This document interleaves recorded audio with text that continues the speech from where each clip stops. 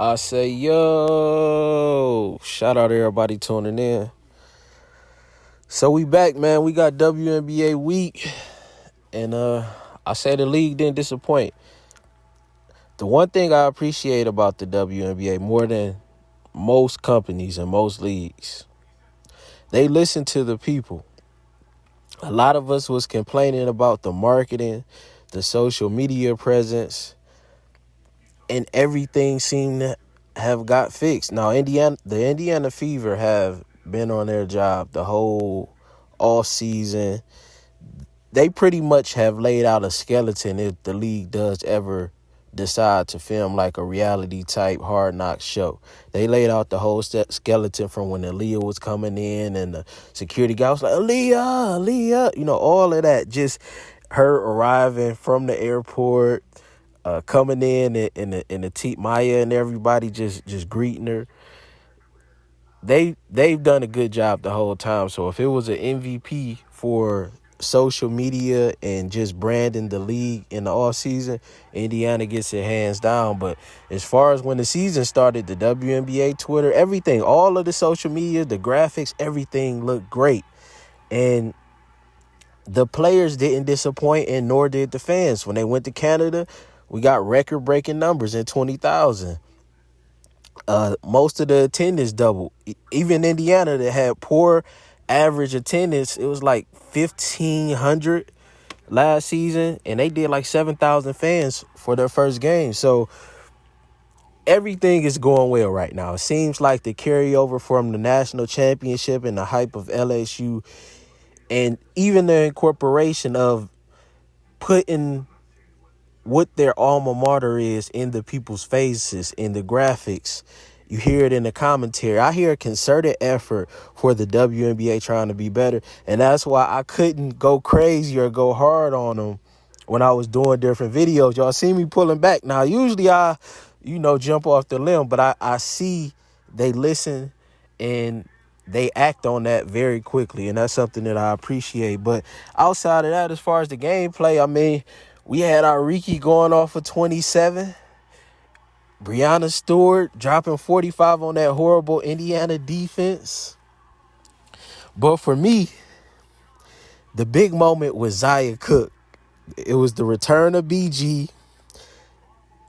The most viewed game in like 11 years on ESPN was like 686,000. Up 103%. It peaked at 1 million. The most viewed regular season game on cable in 24 years. And Zia Cooke, with all the stars in the building, we had Kamala Harris, we had Magic Johnson. BG is back. Everybody watching. This is a big moment for the WNBA. And for a rookie to show up the way that she did in that moment, it's just spectacular. You can't ask for nothing more. She had the whole Twitter going crazy. I mean, when you watch Zia Cooke, and you can see from a lot of the comments, it's a spiritual experience. Like, I need for Kathy to fully get in the Zia boat, because Zia's different. Like, she cut from that Jimmy Jordan Iverson cloth. I know y'all like to push the Sabrinas, and she get handed the State Farm commercials when she come in the league. She got the shoe before Asia, which doesn't make sense. And y'all got to just stop giving everybody shoes. Just because you're a good player, like, I like EDD. I'm not knocking them the same way I'm knocking Sabrina. Sabrina don't deserve a shoe before Asia, definitely. But just because you're a great player, that don't mean you deserve a shoe. EDD and Stewie, I get it. The game, I get the accomplishments and all that, but I just don't think culturally it makes sense. The same thing for just so y'all get what I'm saying. Like Jason Tatum, it don't really make sense. He's not culturally that. Like, nobody's outside like, man, I'm trying to be Jason Tatum. But for Zia Cooke, she has that connection. Mud City, Toledo, when you watch her, you see the dog on the court. She give you that Iverson feel. Like, she had a moment in that game where Iverson, remember when he crossed Jordan up? Zaya had a moment. I gotta pick. I'm about to put it on the screen where she shooting over Diana Taurasi. Like, she's just built for the stage. A lot of people out there is playing basketball. Zaya ain't playing. Just like when Tay Capone, he say King Von, man, he'll wake up 4 or 5 o'clock in the morning trying to go do a hit. That's how Zaya play basketball. It's not a game for her. You look in her eyes that night, you wouldn't have seen nothing there. She's a stone cold killer. Like, Zaya is the real Monica. Like, loving basketball, like, she can be the baddest on draft day, but go on the court, and if she put any court, bunch of guys, put a mask on like Uncle Drew, and you ain't gonna even know, like, dang, that's a female? Like, she built like that, and I just hope the league really gets behind her and embraces her, and she gets all the proper sponsorships. I think Zaya is the most universally marketable player in women's basketball, even more than like an Angel. Y'all know I love Angel, I love LSU and all that, but Angel was more similar to like a Meg Thee Stallion. Guys be like, man, Meg can rap, but they ain't going in the spot playing Meg. They ain't at the dice game playing Meg. They ain't hopping in the whip with the, throw that Meg on. No, she more like, remember when Dej Loaf came out? The guys was riding to her. Whole New York got a whole sound from Lil TJ and all that sync. They was all sounding like Dej. Everybody that Try Me, she had the east side and the west side in the video before they was all together. Like, she give you that type of feeling. Zaya is like weed. Like, she just bring people together. It's just a good feeling watching Zia Cooke play basketball, and I hope Kathy in the league really gets behind her. I mean, just look at the numbers. And Kurt, man, come on. I know you like Jordan, Canada, even LA. It's like y'all was really trying to push this narrative so people don't start demanding Zia Cooke start. And we all know that she should be starting. Y'all in LA. Good ain't enough in LA. It's LeBron, it's championship or bust. This the house, this Kobe's house. And Zia got that. She has that type of energy that she can make that same type of feeling that Kobe gave people in LA. Just give her a chance. I don't think you need to hold her back. Don't Kobe Zia. We don't have to wait. It's the real thing. We seen 83% from the field goal, 75% from 2, 100% from 3. She had like a 58 PER. Jordan Canada only, she cool, but she only had like an 8 PER. So, I'm not knocking her. And I like to line up with the 3 guards with her, Lexi, and Zia. I like the 3 guard lineups where they had Zia, but I just feel like, why not take advantage of the spotlight being on women's basketball? You have a face. Like, she could be the face. The same way AI garnered us in the early 2000s, I feel like Zia can do that for women's basketball. But y'all have to put her out there and give her a chance. Give her that green light. I seen that same type of reaction that Tim Tebow got when he was put in with the Broncos and all the fans was calling for it. I put it on the screen. It's people all on Twitter. They saying Zia need to be starting. Oh, Zia gonna have that job before the end. This is what people want. Young and old. We seen the statistics where the college women's basketball players don't watch the WNBA. They were watching Zia. So just don't miss out on the opportunity to have a face that can appeal to men and women alike. She's just blendable. Zia is the perfect athlete. I mean, everything that you want from a star she has, and I feel like she can pack that crypto arena. She just has to get the green light, and y'all got to put her in that lineup. Don't settle for being good. Remember last year y'all blew out Chicago, and things just went downhill. Like Nekka said, Zia saved the game. Zia should have been the player of the game. To come in as a rookie with all those people in the building, from Kamala to Magic Johnson, and to show up the way that she did, no fear, 100%. I mean, you can't ask for nothing more. But outside of that, the other thing that stood out to me, man, is the Aces. Now, if y'all know, y'all been over here for a while, I've been disappointed in Gray. Since she didn't get the All-Star nod, she's just been in her ego too much for me. And it's led to the Aces playing bad basketball is too many hero ball shots. And she was hitting them during the finals, hitting them during the playoffs. But I feel like they're killing the big. Because if you can deny Asia Wilson on a seal, on a mismatch, consistently, we seen it in this recent game against Seattle. If you can consistently do that to Asia, then everybody at the lower level don't have no chance because y'all doing it to Asia. Now, y'all are great players. Like, I don't believe in the New York super team. I think Sabrina's fundamentally, she, kind of like a point guard Tim Duncan. She does everything right, and she does a little bit of everything efficient, all that. I understand. But I just don't see, that cloth I'm talking about, I don't see that with, I think I see a solid player. Is she cut from that Brianna cloth? Nah, that ain't Brianna. So it ain't. And Jonquel, I wanted her out of Connecticut last year. I wanted her out the starting lineup because she was just giving me too much Julius Randle energy, just down. It was like a cloud over her or something. And I just don't like the shot too slow. It's just not my preference. I'm not saying that she's a bad player. I just prefer having AT and Bree Jones, and we see how good that's working out. They're at the top of the league right now and just stepped on Washington twice. So I'm just saying I don't believe in the New York super team. Yes, they just whooped on Indiana, but Indiana's like they was just the defense was so atrocious. And I'm going to get into some film in a second. But for the Aces, I need y'all to put some respect on Asia. She got the trophy for a reason. She's a national champion, MVP, Defensive Player of the Year. We know y'all can ball. Plum, we know you can ball, but y'all got to stop chasing awards. Like, Gray was chasing the finals MVP. I don't think she deserved it because even with y'all dry hating and not giving Asia the ball at the proper times, and even with all that, she still was putting up the big numbers in the big moments. And she was still playing high-level defense against top players.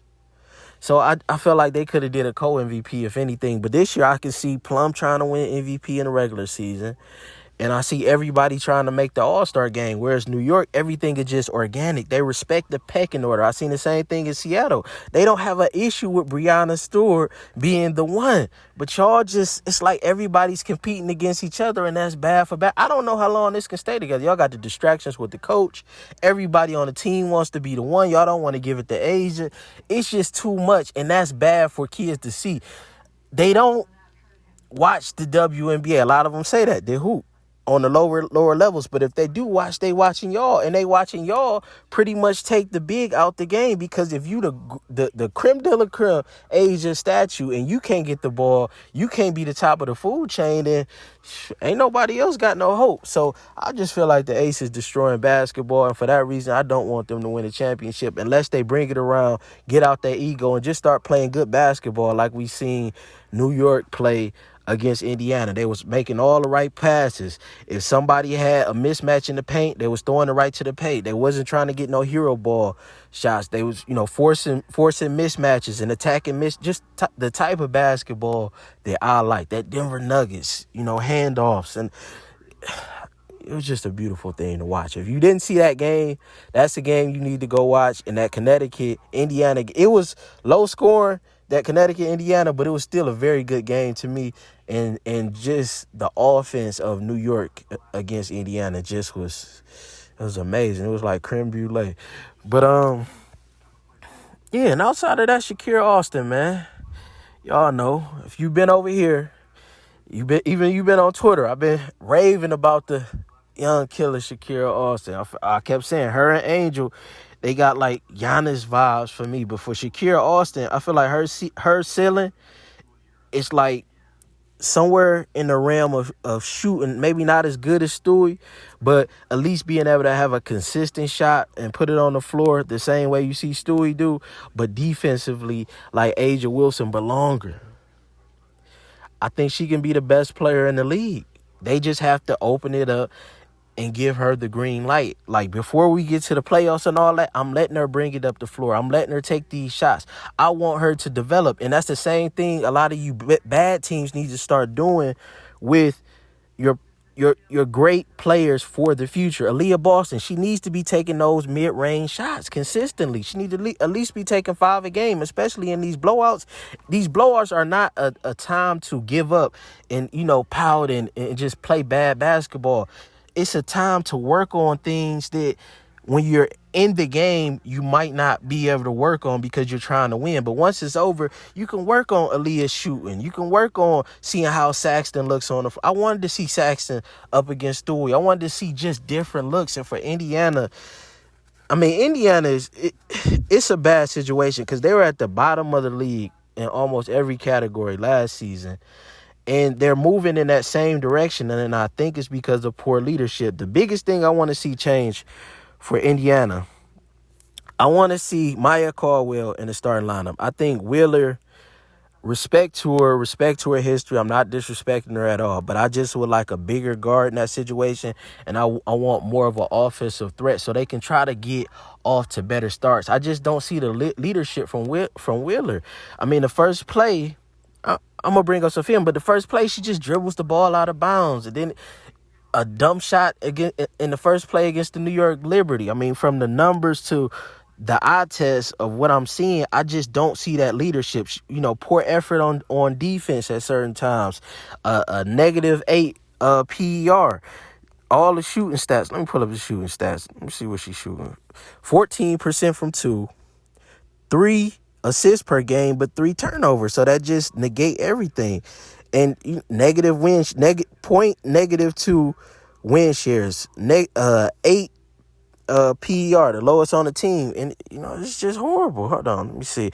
And for me, I just think it's more upside with Caldwell. Why not put her in these situations right now? I think everything looks a little bit smoother when she's on the floor, and she's giving you more size instead of just having 5'7" and 5'7" in that backcourt. And last year we seen what she did: 51% from the field. She was 16th of 120. She was number 1 in 3-point percentage at 56.3, and she shot 80% from the free throw line. So I don't know why. And for sides, like being around both of these players, I understand she felt like she felt like she wanted to give Wheeler a shot, and she probably just didn't want to kill her confidence and wanted to prop her up as a leader of the team. But man, forget all that. It's time to move in a new direction. Let the youngest get it. You heard Alexis Morris. The old ones, they washed up. And for all y'all hating on, she could do everything. She could do a little better than Wheeler was been doing these first 2 games. I tell you that. So let's get into some film. Right before that, we could just take a look at the standings and see where everything at. We got Connecticut at 3-0, Chicago at 2-0, Dallas at 1-0, Vegas at 1-0. Record, they put a beating on, I want to say they beat Seattle by 48.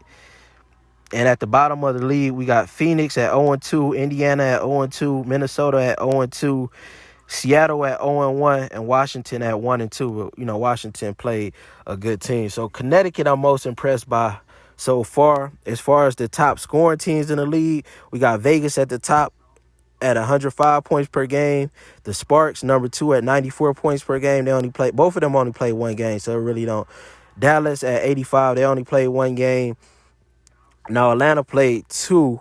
They at 80, and they number 4. And Connecticut played 3 games, and they're at 79.3 points. And right behind them is Washington at 78.3. And the top, I'm going to give y'all the top 4 because Connecticut number 4. So the Aces holding their opponents to 64. Chicago holding their opponents to 67.5. They played 2 games. LA holding their opponents to 71.0. And Connecticut holding their opponents to 72.0. And you got New York right behind them at 76.5. Now we're going to get into some film. And I just want to point out some different things that Indiana's doing wrong. They're not giving effort on defense at all. Like Nalissa Smith, she just gets lost at certain points. Like she'll be coming back in transition and forget who she's supposed to be guarding. All of them, when the Liberty were forcing switches, they'll get lost on who they supposed to be on, and you don't see any communication. and then they'll all crash to the paint and leave the three. For me, that makes, I don't know if the coach is telling them this because I see everybody do it, but Christy, if you telling them this, it makes no sense. Three is more than two. If you have to give up something, you give up the two. You don't give up the three. And I keep seeing it, and it's blowing my mind like, dang, why they keep collapsing to the paint? This don't make no sense. But we about to get into some film. But appreciate everybody. Like, share, subscribe. Now let's get to the tape. All right, so let's start right here. Now, this is the play I was talking about when Wheeler just dribbled it out of bounds. Nothing happened. Nobody touched her. She just dribbles it out of bounds. If you're a vet, that can't happen. You can't just first play of the game, first, season opener at home, you the vet, and you just come up, nobody pressing you, nothing. You get the ball back from the Alyssa, you dribbling, about to go forward, and just, oh man, I just dribbled the ball out of bounds. Can't happen. Second play I'm showing is Alyssa Smith. So she was lax on playing up and contesting the three from Rebecca Allen, but then she just played back into the paint and stayed off of her.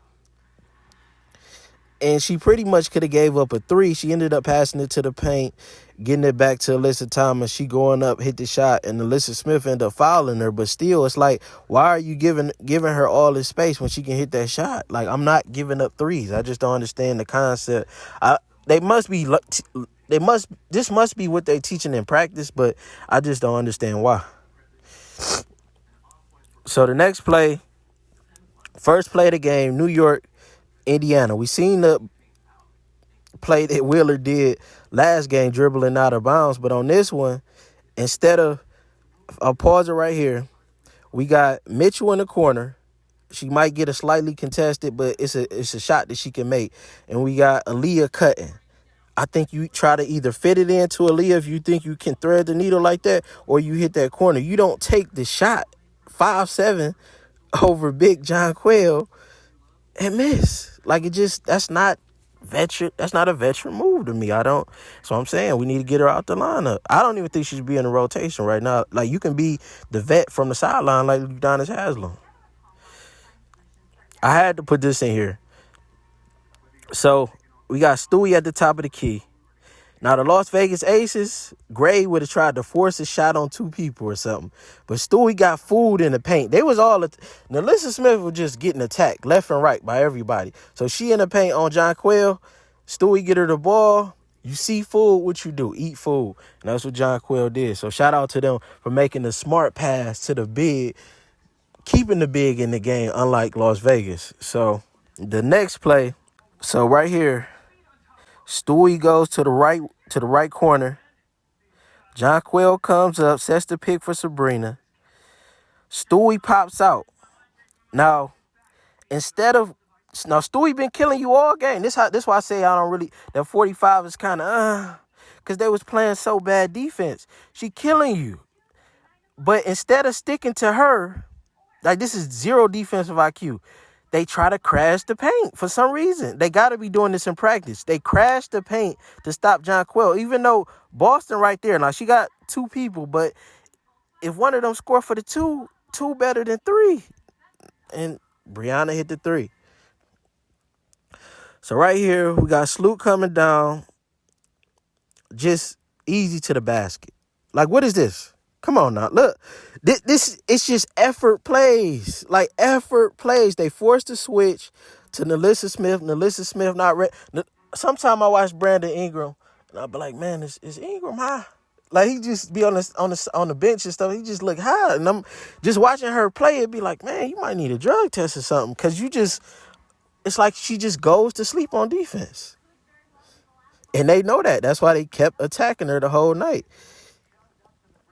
Let me see. So what happened right here? All right, so we got... All right, so that's the same play. Okay, right here.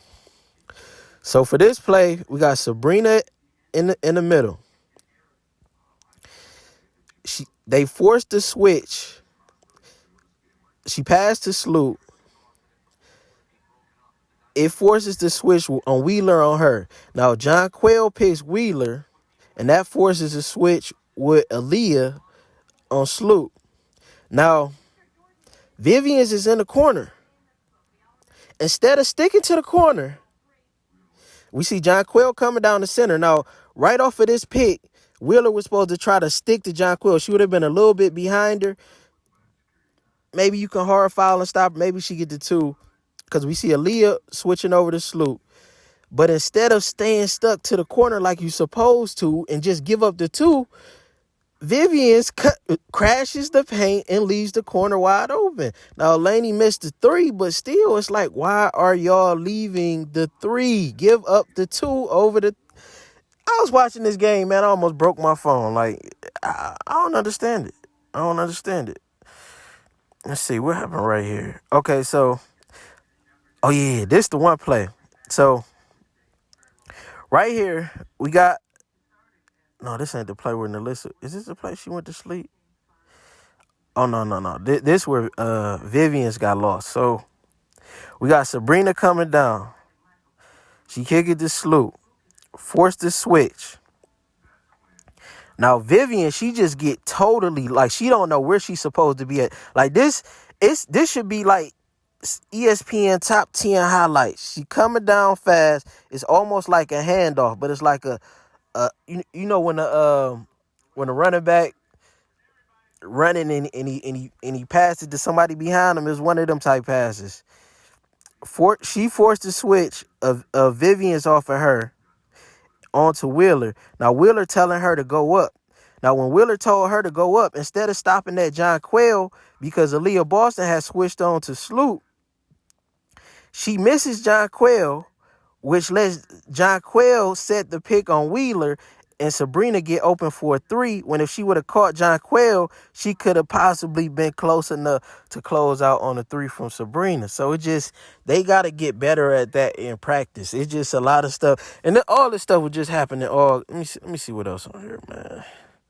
Okay, right here. I might finish with this right here because, again, if this was the Aces, Plum, Gray, they would have forced the shot, even though Laney got food in the paint.